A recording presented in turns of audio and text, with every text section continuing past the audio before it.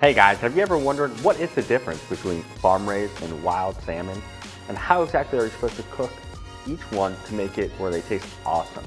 Well, I'm Jason, and we're here at Sizzling with ButcherBox and Truffle Shuffle, and I'm gonna show you exactly that. My favorite simple recipe to cook farm-raised salmon, and my favorite simple recipe to cook a wild-caught salmon. Here I got two wonderful options for you to check out. One is a beautiful farm-raised salmon, and another is a wild salmon. Both of these are coming from ButcherBox. The farm-raised is a new product that ButcherBox is adding, and I think it's really awesome. Two ways we're gonna cook this is we're gonna sear our farm-raised salmon because it's a little bit fattier, and we're gonna lightly poach our wild sockeye salmon. Some of the differences you'll see is that the farm-raised will be a little bit fattier, but then usually wild salmon has this beautiful kind of dark cherry color to it. So when cooking any protein, the first thing that you want to do here is defrost it. There's a couple ways to do that. My favorite, underwater. Next, what you want to do is pat it dry. Get it as dry as possible. And then after you've got them nice and dry, we're going to season them up. I like to season with a little bit of nice sea salt. I got this beautiful Captain seasoning that I'm going to use along with a little bit of black pepper.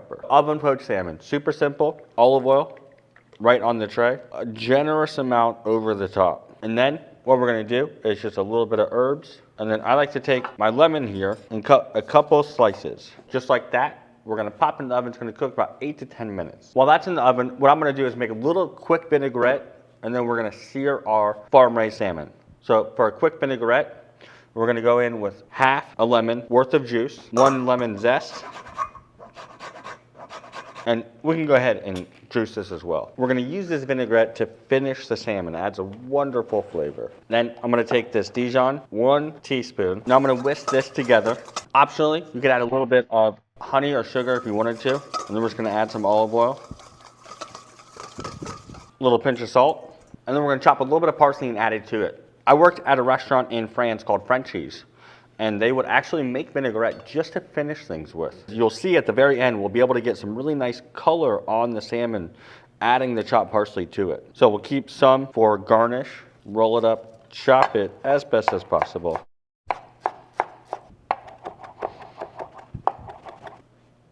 All in.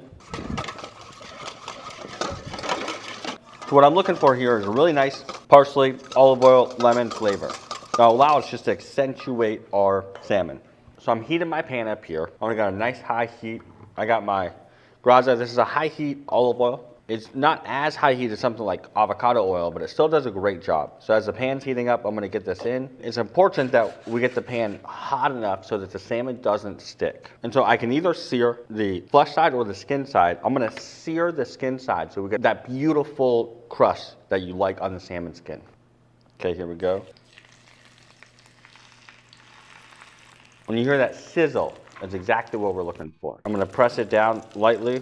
All right, I just pulled the salmon out. It only took about 6 minutes, okay? And the number one way I can tell it's done is this white albumin is starting to come out. So I'm gonna let this rest while I finish cooking our farm-raised salmon here.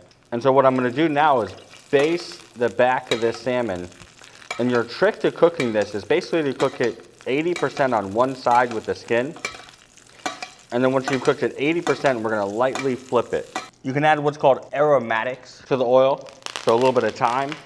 And so now if you look at both sides, there's no more that's translucent. So that means it's ready to get flipped. So I'm gonna use a fish spatula, and the best way to do this is to hold the pan down, go underneath with the fish spatula, and you lightly flip it over. And now a really cool technique here is to take your vinaigrette and put it over the top while it's still in the pan, and then basically re-baste it.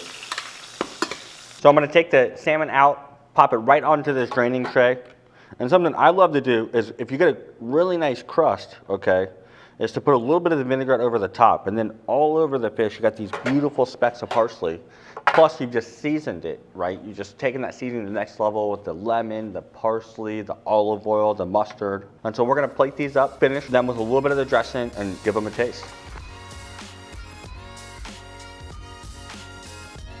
A little fresh lemon. Seafood and lemon love each other. Skin is still crispy. It will get a little touch less crispy once you add the vinaigrette to it, but I think it's nice.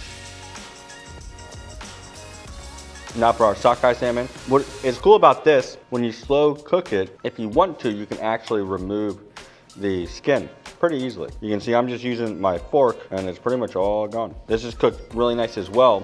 And basically it's just different cook. So this has a little bit more room for high heat cooking. Sockeye salmon just has to be cooked low and slow. Sometimes people try to saute it in a pan and it just doesn't work. Wow.